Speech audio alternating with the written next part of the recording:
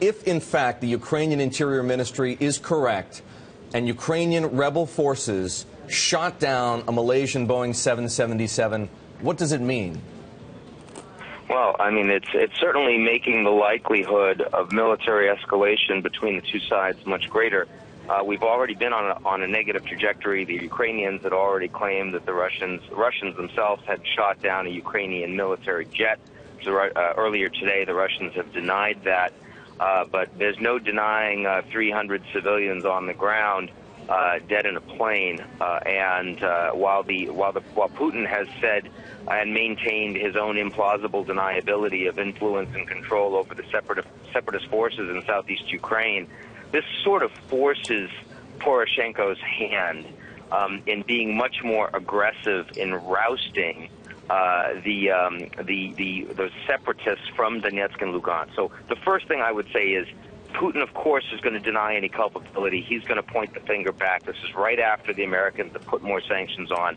But this really makes it impossible for President Poroshenko to not take action to try to move decisively to get rid of forces in Donetsk and Luhansk, because, well, how could he not, given what's just happened against the Malaysian and by action, airliner? By action, what do you mean specifically?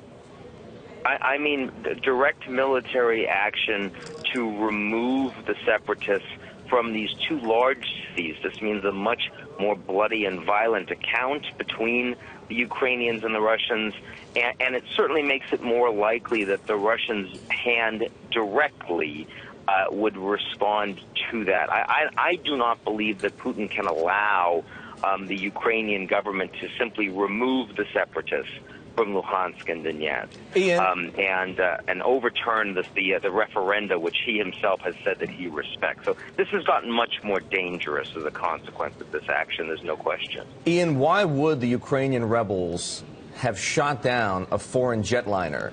Is it likely to have been a mistake or intentional? Oh, it's very likely to have been a mistake. I mean, you know, you're talking about some folks that are very well trained, some folks that are not. While the Russians, some of these are clearly Russian forces that are quote-unquote volunteering. Some of them are very much local Ukrainians. Many of them are operating with armaments that they've never used before. They've shot down a couple of Ukrainian planes, as you know, a couple of transports already, one of which I think led to about 90 Ukrainian military dead. You know, it is inconceivable to me that they would be targeting a civilian aircraft, but very, very feasible that they would have seen a plane going and hit one by mistake.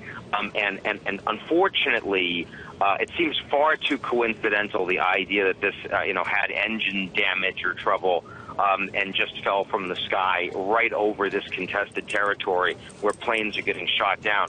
The most likely outcome here is indeed that the local separatists shot it down. It's speculation. We don't have any proof, but it's certainly the most likely outcome. And if that's the case, it's almost certainly by mistake. But the ability of the Ukrainian government, the elected Ukrainian government, cannot stand by and allow that to happen without decisive retaliation. And I think that is the real problem. Who speaks for Malaysia right now? Obviously, the Malaysian government, if this proves confirmed, if in fact we do find out that Ukrainian rebels shot down a Malaysia Boeing 777, the Malaysian government will protest vociferously. But what can the international community that is allied with the Ukrainian government do substantively to help Malaysia make that case? Well, I mean, there are a couple questions. One would be, could you imagine there could be a call for peacekeepers on the ground to try to ensure that the territory is secure and that nothing like this could ever happen again? Certainly a lot of Europeans would support that, but the Russians are in the Security Council. They'd veto it, so that's a non-starter. This might get members of Congress to support more active military engagement from the U.S. to help bolster the Ukrainian military. It's possible.